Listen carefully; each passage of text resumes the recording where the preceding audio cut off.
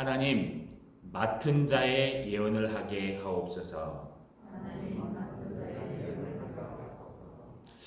예, 저희가 수요일은 고린도 전서를 나누고 있습니다. 이제 얼마 남지 않은 고린도 전서 장중에 14장을 들어가기 시작했습니다.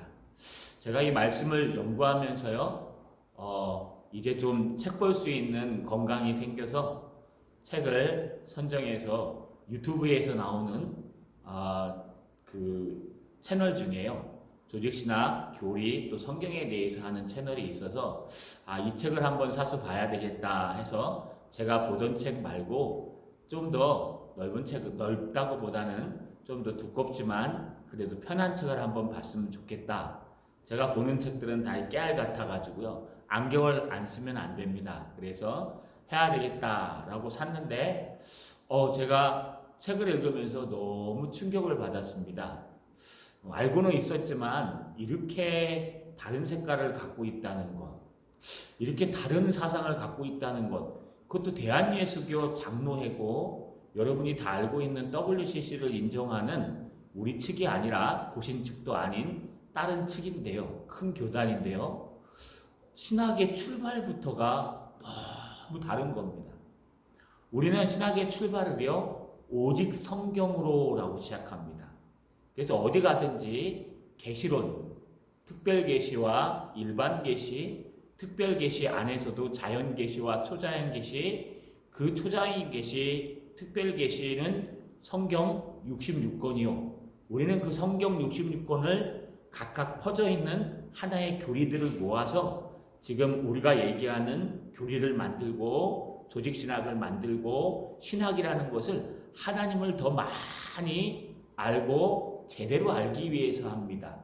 그래서 어거스틴은 뭐라 그랬냐 하면, 나는 알기 위해서 믿는다. 그러니까요, 믿음으로 받아들이고 이해할 때까지 계속 기도하고 살다 보면 하나님의 말씀은 진리이기 때문에 언젠간 이해하게 된다는 겁니다. 이게 우리의 신학입니다. 그런데 그 책을 제가 보면서요, 너무 충격을 받았습니다. 다 불과 대한예수교 장로회고 여러분 큰 교단인데 WCC를 인정하는 그 신학을 받으면서 밀리오레가 쓴 조직신학을 갖다 이렇게 쭉 설명을 하는데 시작이 어딘지 아십니까? 신앙은 시대에 따라 변하며 이 신앙을 신학이 이해시켜야 된다. 그래서 어거스틴이 말한 나는 알기 위해서 믿는다, 소크라테스가 말한 에고토 이에이즘, 여러분 나는 생각한다, 고로 존재한다입니까? 여러분 이게 모든 신학의 출발이요, 모든 신학의 기준이다. 그러니까요, 어떻게 시작하냐 하면 신학은 우리에게 대답해 주어야 한다. 신학은 시대에 따라서 달라지는데 하나님의 말씀에 있는 것은 우리가 다 깨달을 수 없기 때문에 더 넓은 분야를 알기 위해서 끝없이 우리에게 질문에 대한 대답을 해줘야 된다. 그러면서요, 흑인 신학, 남미 해방 신학, 공공의 신학 들어보지도 못하셨죠? 여러분 나중에 제자훈련 세계관 할 때 제가 다 설명할 건데, 정치 신학, 여러분 여러 가지 신학들을 갖다가 성경에서 가져오는데요, 성경에서 가져오는 것이 아니라 신앙에서 가져오는 겁니다. 그래서 마치 천주교와 비슷하게 성경과 교회는 거의 동일시되는 권위를 갖고 있다. 읽는데요, 술술 읽혀요. 재밌어요. 그럴듯하고 설득력 있어요. 그런데 너무너무 무서운 걸 발견했습니다. 뭘 발견했냐? 우리는 하나님의 말씀으로부터 하나님의 말씀을 진리이다 라는 전제하에서 그 진리는 누가 전해도, 제가 전해도, 강도사님이 전해도, 또 다른 목사나 집사님이 와서 증거해도 그건 진리가 되기 때문에 우리는 그건 진리라고 시작하는데, 여러분 그렇지 않아요. 우리가 이해하지 않는 건 진리가 될 수 없는 거예요. 그러니 신학은요, 끝없이 우리의 질문에 대한 대답을 해줘야 된다. 그래서 다 포용하는 거예요. 그러면서 하는 말이 우리의 신학, 여러분이 알고 있는 고신이나 우리 총신이나 우리 계열의, 여러분 개혁파 계열의 신학은 아주 근본주의고 조그만 신학이고, 본인들이 하는 것은 넓게 포용하는 더 넓은 신앙이요 성경 해석이다 이렇게 표현합니다. 그래서 제가요 너무 기가 막혀갖고 야 이런 사상을 가지고 만약에 하나님의 말씀을 그것도 대한예수교 장로회인데 파만 다른데 이 정도인데 만약에 여러분 다른 파들 특히 열광주의 파들 이런 데서 배우는 것은 과연 가능할까? 그러니까 사도신경도 안 하고요 주기도문도 안 합니다. 가르치지도 않고. 제가 그걸 보면서요 이번 한 주간 동안 마음이 답답했습니다. 우리가 기독교 인구가 지금 줄었다고 얘기합니다. 그래서 아마 1000만이 안 될 것이다. 1994년에 된 겁니까? 그때가 벌써 1000만이 안 되고요. 5천만 중에 우리 인구 5천만 정도 중에 1000만이 안 됐습니다. 여러분 940만, 920만까지 떨어진 걸로 알고 있습니다.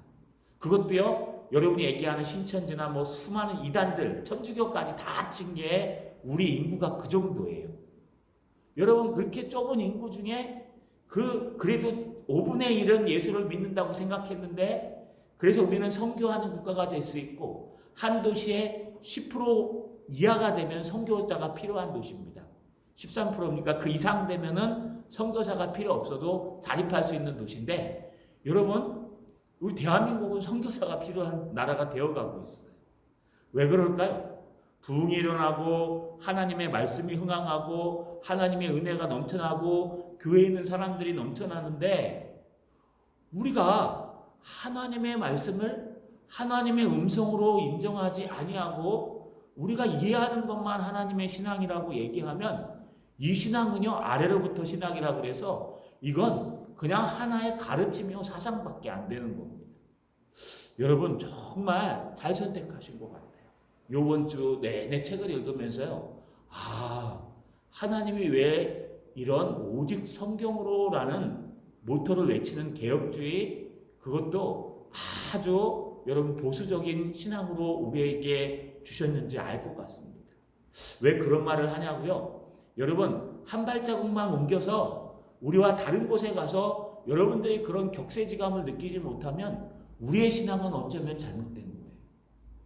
우리의 신앙은 어쩌면요 하나님 말씀은 살아있고 하나님의 말씀은 진리이며 하나님 말씀은 모든 삶의 체계이고 하나님 말씀으로부터 모든 구원이 나오며 은혜가 나온다. 믿으십니까? 근데 이 간단한 거 안 믿어요. 그렇다면 그게 거기서 바른 신앙이 나오고 바른 구원가에 나오겠습니까? 여러분 참 자랑하는 게 아니고요. 제가 하나님의 인도하심을 잘 받았다. 그리고 정말 하나님의 말씀이 얼마나 소중한지 깨닫게 됐습니다. 바로 고린도전서에 그런 말들이 있습니다. 고린도전서는요. 저는 다른 말로 여러분 믿는 사람들의 로마서라고 얘기하고 싶을 정도입니다. 사실 고린도전서는요. 양은 많은데 그 안에 있는 내용들을 보면은요. 그렇게 막 책임감이 갈 만한 내용은 아닙니다.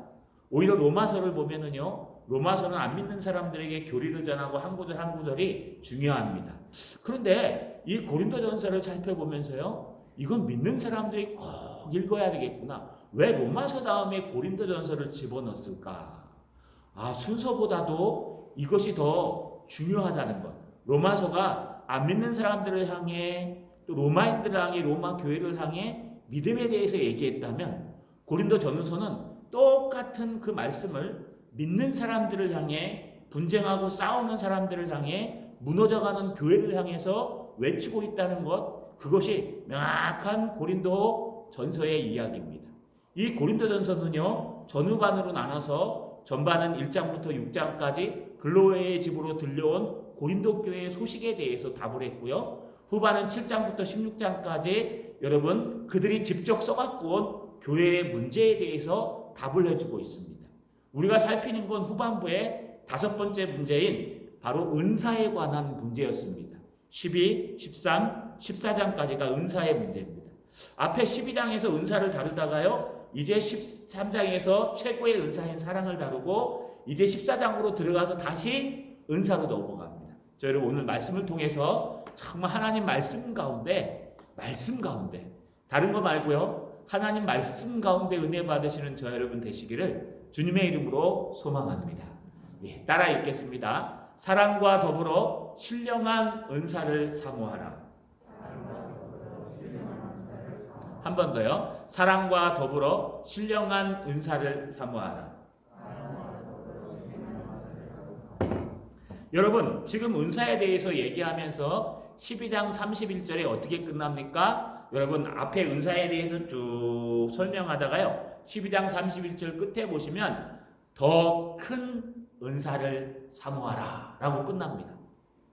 그러면서 13장에 들어가서 우리가 세 단락으로 나눴습니다. 1절부터 3절까지는 사랑은 어떤 예언이나 방언이나 신비적인 지식이나 이 모든 걸 할 줄 알아도 거기에 해 아가페 그 사랑, 예수님의 십자가의 사랑이 없으면 그것은 아무것도 아니에요. 그리고 형제를 구제하고 오지랖으로 내어주고 어떤 내 목숨까지 내어주는 그런 봉사와 헌신을 하더라도 거기에 주님의 사랑이 없으면 그것은 아무것도 아니다. 그러면서 4절부터 7절까지는 사랑은 오래 참고 온유하면 쭉 설명했습니다. 그 다음 8장부터 13장까지는요. 이 세상에 우리가 왜 그러냐? 하나님의 나라는 사랑의 나라입니다. 왜요? 예언도 패하고 방언도 패하고 신비한 지식도 다 없어지지만 그날이 오면, 주님을 얼굴로 보는 그날이 오면 부분적으로 거울로 희미하게 보던 이런 방언, 예언, 통변, 신유 이런 거 다 필요 없습니다. 하나님 나라에 가면 아프지도 않아요. 그날에 가면은 뭐가 필요합니까? 그날에 가면은 그리스도의 사랑, 하나님을 얼마나 사랑했는지, 그리스도를 얼마나 사랑했는지 그것만 남는다고 얘기했습니다. 그래서 오늘 사도 바울은 14장에 넘어가면서 1절 초반절에 이렇게 얘기합니다. 사랑을 추구하며, 이게 한 문장이에요. 사랑을 추구하라라는 명령어예요. 이 추구하다라는 단어는 디오코스인데요. 어떤 개역 한글 신약에서는요, 사랑을 따라 구하라 이렇게 표현되어 있습니다. 근데 그 번역보다는 이게 낫습니다. 추구하라. 추구하라는 건 추적하다라는 뜻이에요. 어떻게 해요? 짐승이요, 치타가 여러분 얼룩말을 잡기 위해서 끝까지 달려가는 거예요. 그래서 얼룩말 다리를 팔로 탁 물고 또 한 명이 달려와서 이 목을 물 때까지 쉬지 않고 끝까지 뛰어가는 거예요. 못 뛰면 죽는 거예요. 이게 추적하는 거예요. 먹이가 잡힐 때까지, 손에 잡힐 때까지, 은혜가 될 때까지 끝까지 파고들고 추격하라는 거예요. 이게 구하라, 사랑을 추구하라라는 단어입니다. 바로 여기 디오코스라는 단어입니다. 디오코. 그런데 여러분 어떤 사랑일까요? 여기도 그 사랑이 나와요. 여기는 해 아가페로 안 나오고 텐 아가페로 나와요. 똑같이 그 사랑. 예수님의 십자가의 사랑, 하나님을 사랑하는 것. 왜요? 하나님의 나라는 이제 영원할 것이고 그 나라는 사랑의 나라이기 때문에 예언도 패하고 방언도 패하고 성령의 지식도 패하고 모든 것도 다 패하지만 그 나라에 가면은 얼굴과 얼굴을 맞춰서 더 이상 뭐 그런 거 필요 없어요. 다 알게 돼요. 그때에 가면 믿음, 소망도 필요 없어요. 왜냐하면 있는데 믿어지거든요. 소망이 이루어지거든요. 그때 가면은 주님을 사랑하는 그 마음만, 형제를 사랑하는 그 마음만 남는다는 거예요. 그래서 믿음, 소망, 사랑 이것이 함께하되 그 중에 제일은 사랑이니라. 주님을 사랑하는 마음, 그 마음으로 형제를 사랑하는 마음이 가장 중요하다고 이제 14장에 넘어오면서 첫 마디가 바로 이 13장에 얘기한 사랑을 너희는 죽을 때까지 추구하고 따라가야 된다. 할렐루야. 여러분 우리 사랑해야 됩니다. 누구를요? 하나님을.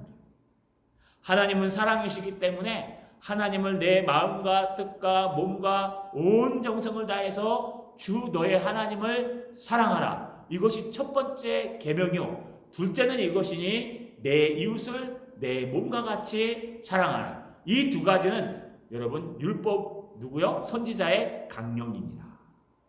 왜요? 주님을 사랑하고 그 후에 그 사랑으로 하나님을 사랑하는, 형제를 사랑하는 것. 내 몸도 사랑하게 되고 내 몸같이 형제도 사랑하는 것. 이게 사랑의 근본 관계입니다. 그래서 이것을 추구하라는 거예요. 그런데 여기서 오해가 하나 생겨요. 그러면 이걸 가지고 이제 문제를 제기한 사람이 있습니다. 거 봐라. 그러면 은사는 다 필요 없는 거 아니냐? 방언도 패한다 그랬고 예언도 패한다 그랬고 신령한 지식도 패한다 그랬으니까 이거 다 필요 없는 거 아니냐? 그래서 사도 바울이 그 은사가 많은 고린도 교회에 충분한 은사, 별의별 은사가 많은 충만한 고린도 교회에 지금 은사를 다 없애라고 얘기하는 거 아니냐. 그래서 우리 개혁주의에서 때로는 은사 중지론을 외칩니다. 더 이상 이런 은사는 필요 없다. 왜요? 이거는 쓸모없다. 교회에 덕을 세우는데 쓸모없기 때문에 이런 은사는 할 필요 없다. 교회 안에서 방언하지 마라. 또는요, 방언은 없다. 방언은 99% 가짜다. 한국말이 가나다라 마바사 자차카타파 이렇게 시작해갖고 어머니 아버지 시작하는데 방언을 들어보면 했던 거 또 해봐. 그걸 못한다는 거예요. 그러니까 이거는 가짜라는 거예요. 여러분 그렇습니까? 이것도 우리 개혁주의의 신학입니다. 근본주의에. 여러분 그렇다고 해서 틀리다 그러시면 안 됩니다. 은사가 중지됐다고 말하는 사람들도 있어요. 오순절 성령감리 사건 때 여러분 모든 성령이 한꺼번에 부어졌기 때문에 더 이상 우리는 그런 은사들이 필요 없다. 반면에 여러분 또 한 가지는요. 은사 개성론이에요. 이건 뭐냐면 이런 은사가 지금도 필요하다. 그래서 받아야 된다. 방언도 바라 오늘 이제 말씀에 나와요. 다 방언 받기를 바란다. 그래서요 기도 가시면 다 방언 받아야 됩니다. 한 사람 못 받는 사람 없으면 안 됩니다. 방언 다 해놓고 200명 모아놓고 또 받고 거기서 50명 모아놓고 또 방언하고 막 할렐루야를 거꾸로 해갖고 야둘레라 해갖고 여러분 거꾸로 하면 방언 받는다. 방언 안 받으면 가짜 신앙이다. 이거는 완전히 잘못된 겁니다. 우리 신앙 아닙니다. 칼빈도 방언을 못 받았고요. 제가 알기로는 에드워즈, 존 오웬, 존 스토트 제가 아는 걸쭉걸쭉한 칼바르트도 그러겠죠. 여러분 절대로 방언 못 받았습니다. 그런데 하나님 앞에 크게 쓰죠 받았어요. 그럼 그들은 가짜인가요? 아니에요. 그래서 우리가 중간에 하나 있는 것이 반중지론 또는 비상섭리론이라고 말씀드렸어요. 여러분 은사는 하나님의 말씀의 안에 특별한 계시기 때문에 하나님의 말씀의 제어를 받습니다. 여러분이 어떤 은사를 하더라도 하나님의 말씀에 어긋나면 그건 가짜입니다. 여러분이 지나가다가요 말씀으로 응답을 받았어요. 너는 염려하지 말고 막 그 은혜가 돼요. 그런데 그 문맥을 쭉 가서 읽어보래요. 에드워즈 목사님은. 왜냐하면 그 문맥이 그게 아니면 그건 가짜라는 거예요. 그래서 지금 사도 바울은 뭐라고 얘기하냐? 사랑을 추구하라. 그러나 여기 또 하나 추구해야 될 것은 1절 하반절에 신령한 것들을 사모하되 특히 예언하려고 하라. 앞에 얘기했던 방언, 통변, 신령한 지식 이런 신령한 것들을 사모하라는 거예요. 12절 끝에 뭐라 그랬습니까? 너는 더욱 큰 은사를 사모하라. 그러면서 사랑 얘기를 쭉 하고 14장 1절에 사랑을 추구하며 신령한 것들을 사모하라. 똑같이 나와요. 그러니까요 지금 신령한 것들을 버리라는 뜻이 아니에요. 너희가 갖고 있는 방언, 예언, 너희가 갖고 있는 신비한 은사, 신유의 은사, 그 다음에 신령한 지식 이런 것들을 지금 다 버려라. 쓸모없다. 다 버려라. 이런 뜻이 아니에요. 이 땅을 살아가면서 우리는 연약하기 때문에 우리는 은사가 필요합니다. 여러분 이 땅을 살아가면서 우리 병 안 듭니까? 병 들어요. 그래서 특별히 하나님이 고쳐주실 필요가 있어요. 이 땅을 살아가면서 우리에게 정말 모든 것들이 다 확실히 보이십니까? 잘못 발을 들일 수 있어요. 그래서 예언도 필요해요. 그리고 우리가 이 땅을 살아가면서 여러분 막 지식 성경을 막 통달하십니까? 그때 얼굴로 얼굴을 보고 완전히 알면 성경 안 읽어도 알겠지만 여러분 하나님이 성경 속에 구원받을 만한 모든 것들을 다 집어넣으셨기 때문에 우리는 성경을 읽어야 되는데 성경을 읽어도 이해가 안 가고 성경을 많이 읽지도 못하고 그러다 보면 하나님이 급하게 필요할 때 예언의 은사, 급하게 필요할 때 신령한 지식을 줄 수 있어요. 여기서 이렇게 말씀할 때도 있어요. 하나님 말씀. 유선아 그러고 여러분 그거 잘못된 귀신 소리입니까? 아니요. 급하실 때는 가능해요. 꿈으로도 얘기해 주실 때가 있어요.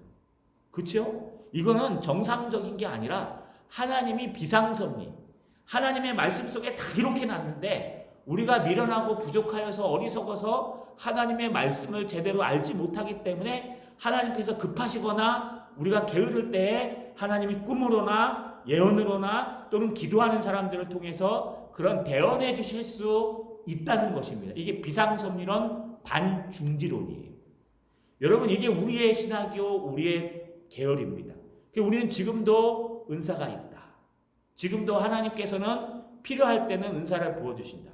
그럼 왜 70년대처럼 그렇게 우리 선배들이 기도할 때보다 더 은사가 줄어들었냐? 그만큼 일반 은총이 발전했고, 그만큼 성경이 보급됐고, 그만큼 은사 말고도 하나님의 말씀으로 충분히 하나님을 알 수 있기 때문에 하나님은 우리의 신앙의 뜨거움보다도요, 하나님을 바로 아는 것을 원하시기 때문에 하나님이 오늘날에는요, 그런 은사를 많이 주지 않는 거예요. 예전에 여러분 병 낫는 거 기적 느껴보셨죠? 눈으로 본 적도 있죠? 저도 체험했습니다. 여러분들 요즘은 병 낫다는 사람 많이 들으십니까? 그만큼 많이 안 들을 거예요. 그렇지만 선교지에 가면 달라요. 선교지에는 아직 성경도 번역이 안 된 곳에는요, 그런 특별한 강력한 역사가 없이는요, 하나님을 알 수 없기 때문에, 믿지 않기 때문에 하나님이 여러분 강력한 은사를 발용하시는 거예요. 그러나 오늘날 우리나라 미국 같은 경우는요, 여러분 이미 하나님의 말씀을 통해서 충분한 이성으로 충분한 은혜로 가능하기 때문에 그들만큼 그렇게 놀라운 은사를 주시지 않고 오히려 하나님의 말씀을 들려주시는 거예요. 이거 읽어. 그래서 우리는요, 기도 1시간 하면 성경 1시간 읽으셔야 돼요. 균형을 가지셔야 돼요. 오늘 많은 사람들이 기도하지 않아서 뭐 그것도 맞아요. 그러나 그렇게까지는 역사하지 않으실 겁니다.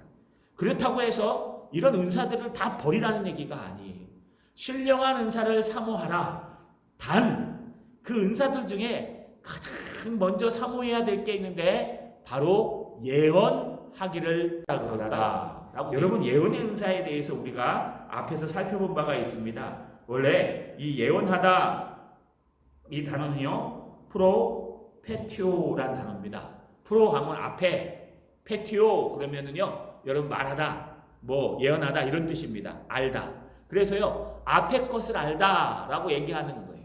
그런데 이게 한자로 번역되면서요, 두 가지 예자로 번역돼요. 하나는 미래예, 하나는 맡을 예. 프로라는 단어가요, 맡는다는 뜻도 있어요. 사명을 맡다.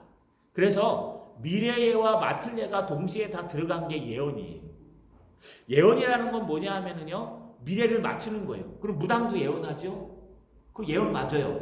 그건 한쪽 예언이에요. 그러니까 미래를 맞추는 거는 아주 작은 예언이라고 표현해요. 근데 미래를 보는 거예요. 그러나 맡을 예는 뭐냐 하면 확실한 미래, 하나님의 확실한 미래를 그 선지자에게 맡기는 거예요. 무당이 하는 것은요, 그냥 조그만 앞에 미래를 맞출 수 있어요. 가능합니다. 여러분 호세아에 보시면 너희가 나무에다가 빌고 할 때 나무에다가 하나님께서 말하게 하신다 그랬어요. 마찬가지로 뭐 바위에서 100번 떨어지면 100번 뛰어내리면 애기 임신한다? 임신하게 한다 그랬어요. 왜냐하면 너희가 그걸 사모하기 때문에 사단이 미혹하는 거예요. 그러나 우리는요, 확실한 예언을 하는데 기도원에서 하는 한 예언 그런 거 말고요, 그것도 맞을 수 있습니다. 우리의 예자는요, 맡을 예자를 씁니다. 그래서 우리는 확실한 미래인 하나님의 성경 66권을 맡았다. 이런 뜻이에요. 여기에 예자는요, 두 가지 예자가 다 들어가요. 왜냐하면 성경이 아직 완성되지 않았기 때문에. 그래서요, 이 예언하기를 너희가 더욱 힘쓰라.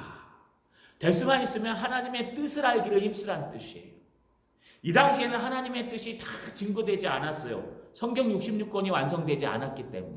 그러나 우리는 성경 66권이 완성되어 있고 이 안에 구원받을 만한 충분한 지식이 다 들어있고 이 성경 66권은 우리 삶의 체계의 근간이며 우리 삶의 체계의 모든 해답이기 때문에 이 성경 66권을 열심히 파면은요, 여기에 답이 다 있어요. 믿으십니까? 아멘. 믿으십니까? 예. 여기에 다 하나님의 말씀이 있는 거예요. 하나님의 답이 있어요. 그런데 문제는 뭐냐 하면은요, 이 당시에는 성경 66권이 완성되지 않았어요. 그렇기 때문에 예언하는 사람들이 필요합니다.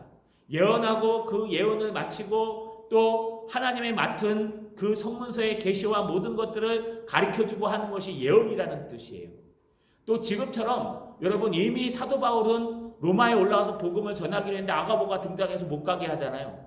가면은 너 이렇게 끈에 묶여서 죽는다. 그럼에도 불구하고 사도 바울은 그 예언보다 미래를 마친 거 맞죠? 그렇게 죽어요. 그렇지만 그 예언보다 더 필요한 게 하나님의 복음을 전하는 거기 때문에 무시하고 올라간 거예요. 그럼 하나님의 뜻을 무시했습니까? 아니요. 그것보다 더 중요한 복음이 있기 때문에 그 예언을 무시하고 올라가는 거예요. 네가 거기 가면 고생한다 라는 걸 알면서도 죽는다 그걸 알면서도 그걸 피해가야 되는 거 아닙니까? 아니요. 그것보다 나의 달려갈 길은 바로 이 복음을 전하는 것이기 때문에 내가 죽을 줄 알고도 올라가는 거예요. 여러분 이게 이제는 예언보다 하나님을 사랑하는 마음과 형제를 사랑하는 마음이 더 확실한 거예요. 이게 바로 사랑의 우선성이에요. 그런데 예언, 하나님의 뜻과 하나님의 말씀을 아는 것이 더 소중하다. 그래서요, 여러분 사도 바울은 신비한 은사를 인정했습니다. 인정하는데 더욱 신령한 은사를 사모하라고, 특히 예언을 사모하라고 얘기합니다. 왜 그럴까요? 오늘 따라 읽어보겠습니다. 방언보다 예언을 해야 하는 이유. 한 번 더요. 방언보다 예언을 해야 하는 이유. 사도 바울은요, 왜 방언을 하라고 그러지 않고 예언을 하려면은 신비한 은사를 해. 괜찮아. 방언도 하고 예언도 하고 신유도 받고 지식 하나님의 신령한 지식도 은혜로 받아. 하나님의 음성으로 말씀해 주시는 것도 말씀에 어긋나지 않으면 들으면 더 좋죠. 체험 있는 신앙이 얼마나 강합니까? 밀리오리 말이 그거예요. 우리가 경험하지 않으면 그건 참된 신앙이 아니다. 그러나 우리가 경험하지 않아도 참된 신앙은 있어요. 여러분 체험의 신앙은 확신을 갖게 하니까 좋긴 좋습니다. 그런데 여러분 이 모든 것 중에 여러분 다 좋은데 지금 사도 바울은 체험하라. 신앙의 은사의 체험도 하고 열심히 기도해서 이런 신비한 것들을 하라. 대신 이왕 할 거면은 예언의 은사를 더 사모했으면 좋겠다. 왜 그러느냐? 이 고린도 교회에요. 방언하는 사람, 예언하는 사람 충분한 은사들이 있는데 그래서 막 자기의 방언으로 방언을 하고 또 자기가 예언하는 걸로 예언을 하고 막 여러 가지 일을 하는데 예언이 더 필요한 이유가 있어요. 왜냐하면 첫 번째는 방언의 한계성이에요.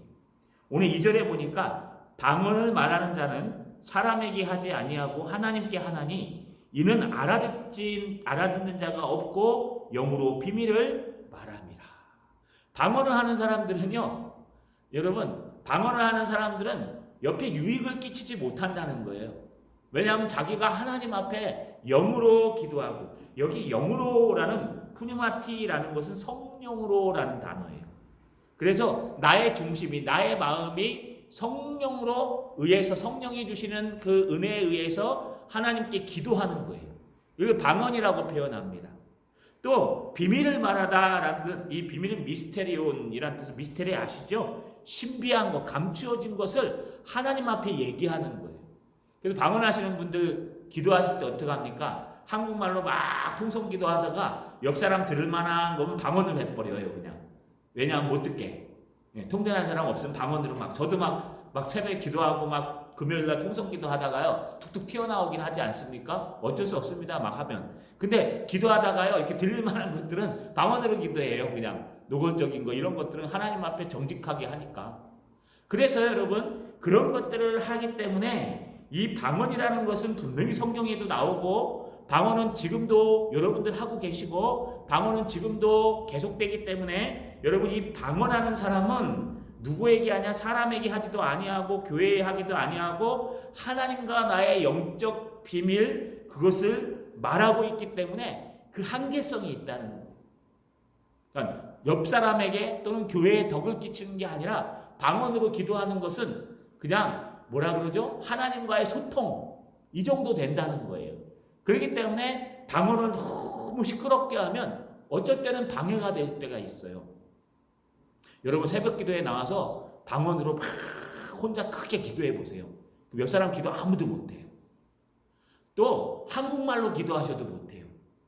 여러분 그래서 새벽 기도 때는요 조용히 우 하고 막 좀 은혜되면 그 큰 소리로 그냥 듣거나 말거나 막 기도하시는데 여러분 될 수 있으면 방해되지 않도록 기도하는 거예요. 하지만 우리 아까 강사님 통성 기도하거나 우리 금요 기도회에 나와서 통성 기도할 때는 방언하세요. 방언하고 막 소리치면서 막 쥐약 랄랄랄랄 하면 해도 돼요. 왜냐하면 그때는 같이 기도하는 거예요. 기도에 이 소리의 심리학이 있는데요. 한 사람이 떠들면 잘 들려요. 지금 아무도 얘기 안 하고 저 혼자 떠들죠. 그러면 제정신만 차리면 쏙쏙 들어가요. 두 사람이 떠들어도 들린대요. 두 사람이 떠들어도요, 이렇게 다 들을 수가 있어요.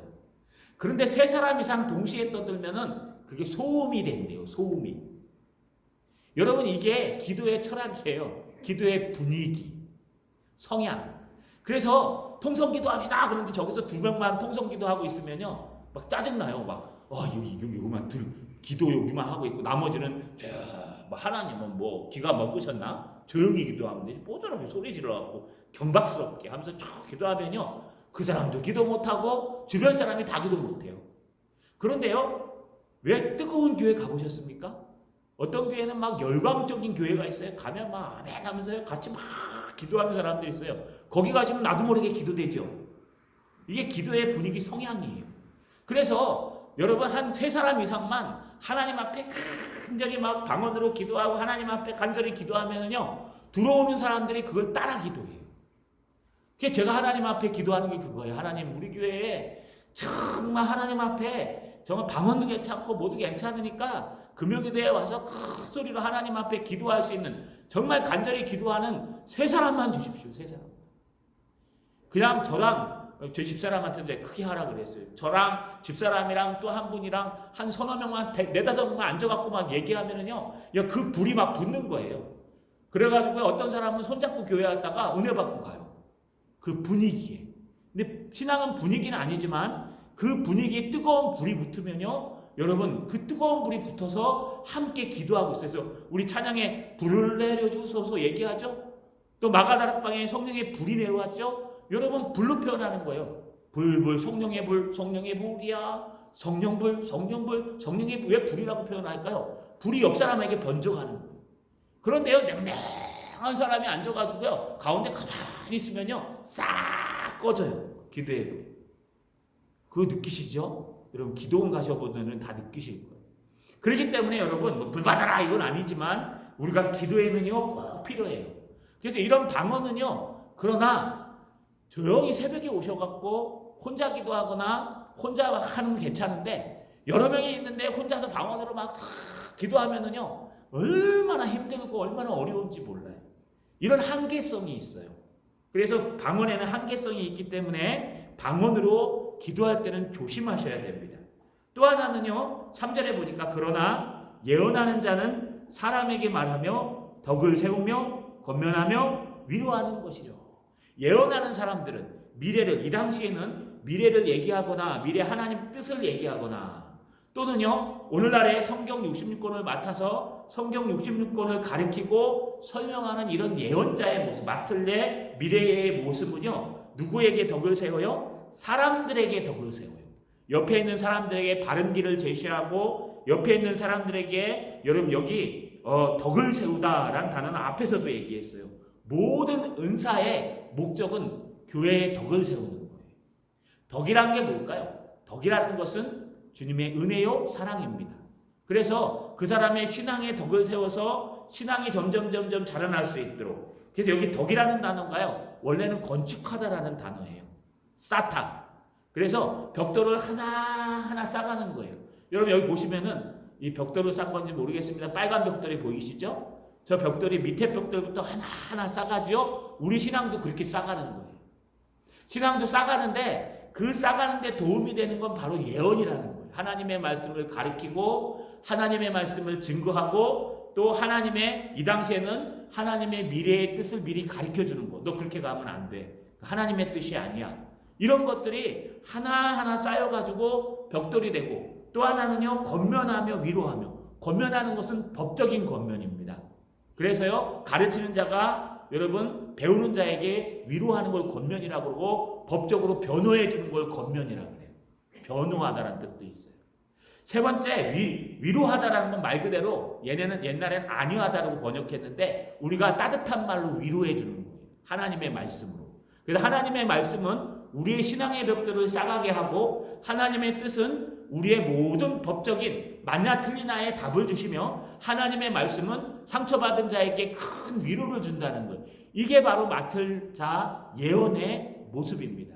그렇기 때문에 너희는 방언보다 예언을 하는 게 더 낫다는 거예요. 뿐만 아닙니다. 여러분 4절까지 얘기하는데, 4절에 방언을 말하는 자는 자기의 덕을 세우고 예언하는 자는 교회의 덕을 세우나니.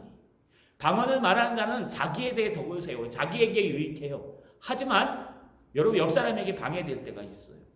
그래서 혼자 하든지 아니면 같이 그냥 하든지 이때 해야 되고요. 조용히 기도할 때는 우리 그때는 통성으로 말고요. 조용히 기도할 때는 우리가 조용히 분위기에 맞춰서 기도해야 되는 거예요. 근데 고린도 교회는요. 이 방언을 최고로 봤어요. 방언을 뭐 세게 하느냐 웃기게 하느냐. 제 친구 중에 하나가요. 이디오피아 방언을 받았어요. 우리 청년 때는 장풍 쏘는 목사님 밑에 있었습니다. 우리 스승 목사님, 제 위임식 때 왔던 목사님이 여러분 부흥 강사로 미국까지 다니세요. 지금도 미국 왔다 갔다 하세요. 근데 그 부흥 강사라 한창 때는요, 우리 청년 때는요, 막 찬양하다가요, 주여! 그 앞에 다 쓰러졌어요. 그래가지고요, 뭐 저는 안 넘어가지만 여러분이 아주 신비한 목사님이고 안수하면 다 났어요. 진짜 제가 봤거든요. 그래서 저도 그분의 밑에서 기도원 다니고 했는데 이제는 그렇진 않습니다. 지금 만나면 같이 웃어요. 그때가 있었지. 개혁주의 공부하시면서. 그런데요, 여러분 그 친구 중에 하나가 방언을 받다가 어떤 방언을 고린도가 아니라 이디오피아 방언을 받았어요. 뭐 세브랑 소브랑 소브랑 소브랑 쇼브랑 소브랑 하는데 얼마나 웃긴지 기도하는 사람이 옆에 딱 킥킥킥 막 웃는 거예요. 여러분 그래가 이게 언어가 어느 나라인데 나중에 이디오피아 말이 약간 웃긴다 그러더라고요. 그래가지고 막 얼마나 우리 친구끼리 모여갖고 흉내내고 웃고 막 장난쳤는지 몰라요. 여러분 이 방언을 하다 보니까 이 사람들 막 각 나라 언어를 얘기하다 보니까 막 그냥 웃긴 거예요. 배꼽 잡고. 그렇게 고린도 교회는요 수많은 방언들이 있었습니다. 그 수많은 방언들이 서로 나도 하니까 어떤 사람은 유창하게 방언을 하고 어떤 사람은 막 고린도 방언을 하고 어떤 사람은 막 합니다. 여러분 제가 방언은 두 가지라고 성경에 나온다 그랬어요. 하나는 사도행전에 나오는 각 나라 방언이 있고 하나는 고린도전서 이제 뒤에 나오는 여러분 고린도 방언이라고 나눠져요. 성경에는. 그래서 이 두 가지 방언이 있는데 이 고린도 방언은 뭐 천사들의 방언, 영의 비밀 방언이라고 얘기하고 랄랄랄라 따따따따 하고 못 들리는 방언들은 다 그런 거고요. 여러분 각 나라 방언은 영어를 배우지도 않았는데 영어로 해요. 그 스승님은요 중국에 가갖고 기도를 하는데 방언으로 기도하는데 중국 사람들이 아멘 그러더래요. 중국어로 막 하니까. 그러니까 통변하고 하면 되는 거예요. 가능합니다. 그런데 중요한 건 뭐냐 하면 이 방언을 자랑하는 거예요. 어떤 사람은 창피해갖고 방언 나는 왜 이디오피아 방언을 취하고 이렇고 어떤 사람은 유창하게 하고 여러분 마치 자기 마음을 읽어가지고 자기가 하나님을 대언하는 것처럼 방언하는 사람이 예언까지 막 하는 거예요. 여러분 그 조심하셔야 돼요. 그래서 안수기도 하면서 미래를 예언하는 사람들은 지금은 조심하셔야 돼요. 왜냐하면요 그 자기 중심을 얘기하는 거예요. 그렇기 때문에 이게 참 재미있습니다. 근데 중요한 건 뭐냐? 바로 이 모든 것들이 교회의 덕을 세우고 나의 형제의 신앙의 벽돌을 쌓는 교회의 벽돌을 쌓고 신앙의 벽돌을 쌓고 형제를 위로하고 형제를 바른 길로 인도해주는 일을 해야 되는데 이 방언은 자기 자랑을 하게 되는 거예요. 나 방언한다. 나 유창하게 한다. 쟤는 방언이 이상하게 해. 나 저런 방언, 난 저런 방언 좀 이상해. 자기 귀에 이상하면 방언이 이상한 거예요. 여러분 그 틀린 겁니다. 하나님이 주신 거예요. 그러니 웃기게 방언해도요 절대 그렇게 하시면 안 돼요. 놀리거나. 이런 것들이 여기에 들어가는 바로 방언의 모습이에요. 그래서 이왕 너희가 할 거면은 그냥 너희 자신의 덕을 세우는 방언보다 될 수 있으면 교회의 덕을 세우고 형제를 바로 세울 수 있는 예언하기를 힘쓰라 라고 말하는 것입니다. 혹시 방언 못하셔서 소외되신 분 있습니까? 걱정하지 마세요. 못하셔도 됩니다. 하지만 방언을 받으셨습니까? 그러면 소멸하지 마시고 열심히 하십시오. 그 기도의 은사예요. 받아보시면 알겠지만 그냥 한국말로 30분 기도하는 거랑 방언으로 2-3시간 기도하는 거랑 달라요. 여러분 재밌어가지고요. 한 2-3시간 기도. 저는 반나절 기도한 적도 있고 하루 종일 기도한 적도 있어요. 골방에서. 너무 재밌어요. 한국말을 못할 정도로 한국말 하려면 방언이 나와버리니까요. 여러분 그런 은혜도 있어요. 그러니까 방언을 안 받은 사람과 받은 사람을 나눠서 받은 사람은 신앙이 좋고 안 받은 사람은 신앙이 나쁘다? 이건 틀린 겁니다. 그렇지만 방언을 받았긴 받았는데 여러분 어떤 사람은 고린도 방언을 받아 달라달라 따따따따 알아듣지 못하는 말을 하고 어떤 사람은 유창한 방언을 얘기하면서 통변했다? 여러분 이 사람은 신앙이 좋고 나쁘다? 그것도 틀린 겁니다. 여러분, 방언받은 사람은 기도의 은사를 받았기 때문에 기도하지 않으면 안 돼요. 기도해야지만 하나님이 더 신비한 은혜를 주시고 더 신령한 은혜를 주신다는 거 꼭 잊지 않길 바랍니다. 마지막입니다, 여러분. 따라 읽겠습니다. 방언보다 예언을 하려고 힘쓰라. 한 번 더요. 방언보다 예언을 하려고 힘쓰라. 그러면서 뭐라고 5절에 말합니까? 나는 너희가 다 방언 말하기를 원하나. 여러분, 이걸 가지고 이제 순복음에서 얘기하는 거예요. 우리 모두 다 정해진 방언이 있으니까 다 받아야 된다. 안 받은 사람은 사바리 신자, 받은 사람은 좀 높은 신자, 그 중에서도 방언을 유창하게 하면 더 높은 신자, 이렇게 되는 거예요. 그리고 구역장을 뽑는데 방언 안 받으면 안 뽑는데요. 그러니 여러분 얼마나 답답합니까? 그러면은 방언 안 받으면 여러분 가짜 신앙이네요. 육신의 그리스도인, 육적인 그리스도인. 안 그렇습니다. 절대로. 여기서 말하는 사도 바울은 그 당시 고린도 교회의 은혜를 말합니다. 너희가 기도 열심히 해서 하나님 앞에 다 방언 받기를 원한다. 신비적인 방언을 받으면 기도 편하니까 받기를 원한다. 하지만 특별히 그거보다 예언하기를 원하노니 만일 방언을 말하는 자가 통역하여 교회의 덕을 세우지 아니하면 예언하는 자만 못하니라. 왜냐하면 방언은 자칫하면은 교회의 덕을 세우지 못한다는 거예요. 왜냐하면요, 너도 나도 막 해버리니까요, 질서 없이 해버리니까 무슨 말인지도 모르고 하고 듣는 사람도 뭔지 모르는데 유창하게 하고 어떤 사람 웃기게 하고 어떤 사람 랄랄랄라 따따따따 하고 그걸 막 평가하고 하니까요, 통변이라는 게 있습니다. 여러분 들리는 거예요. 들리는 건데요, 여러분 여러 가지 통변이 있는데 그건 나중에 뒤에 가서 말씀드릴게요. 통변하는 사람이 있는데 이 통변하는 사람이 있을 때 네가 말하는 네 마음을 영으로 얘기하는 그 마음을 통변해 주는 사람이 있을 때에만 순서에 맞춰서 하라는 거예요.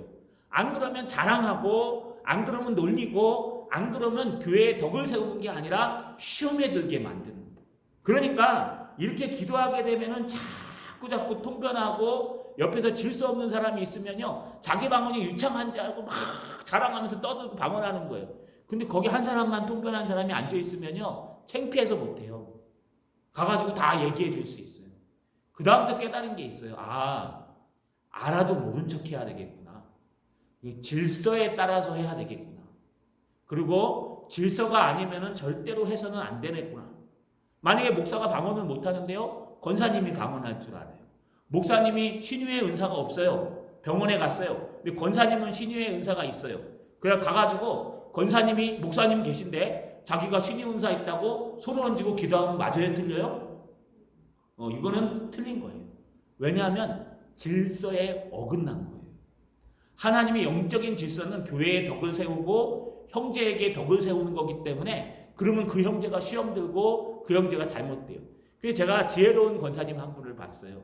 그 권사님은요, 자기가 신유의 은사가 있는데도 절대로 안 나서요. 조용히 기도해요. 하다가요, 목사님 딱 하면 목사님이 안 돼요. 그래 하고 권사님 손잡으세요 그러든지, 아니면 목사님이 이렇게 뒤에 양복 끄트를 잡고 우리 목사님 기도가 이루어지게 해주세요. 그럼 낫는데요. 모르겠습니다. 한창 신비로울 때 한 얘기랑. 여러분 이게 뭐냐면 이건 질서예요. 자기를 나타내지 않으면서 하나님의 말씀으로 세워가는 것. 그렇기 때문에 사도 바울이 얘기하는 것은 우리의 모든 은사는 교회를 쌓아가고 형제의 신앙을 쌓아가고 나의 신앙을 쌓아가기 위해서 주신 은사, 은총이기 때문에 이 은총을 목적에 따라서 사용하지 아니하고 다른 곳에 사용하면 그것은 틀리다는 거예요. 그래서 가장 좋은 것은 너희가 사랑을 추구하는 것이고, 그 다음에 그렇다고 신비한 것을 다 버리라는 뜻이 아니라 하긴 하되 될 수만 있으면 교회의 덕을 세우고 형제의 덕을 세울 수 있는 하나님의 말씀을 읽고 알고 가르치고 또 하나님의 주신 뜻을 아는 그런 예언을 하는 것이 더 좋다라고 얘기하고, 방언을 하려면 질서 있게 분위기에 맞춰서 하라라고 말씀하시는 것입니다. 저희는 말씀 마치겠습니다. 우리 다시 말씀으로 돌아갑시다. 그리고 다시 우리 은혜를 받기 위해서 노력합시다. 이 은사 받지 말라는 얘기 아닙니다. 이거 전혀 기도하지 말라는 얘기 아니에요. 지금도 하나님 앞에 기도하는 자에게 하나님의 기도의 은사로 방언을 주시고, 지금도 하나님 앞에 기도하는 자에게 하나님은 미래를 보여주시고, 지금도 하나님 앞에 기도하는 자에게 하나님의 말씀을 벗어나지 않는 상태에서 신유와 많은 권세들을 주십니다. 그러니 여러분 사모하고 기도하십시오. 하지만 이 목적은 나를 자랑하는 것이 아니라 교회의 덕을 세우고 형제의 덕을 세운다는 거 꼭 잊지 마시고, 여러분 신비한 은사도 하나님 앞에 갈구하는 저 여러분 되시기를 주님의 이름으로 축원합니다.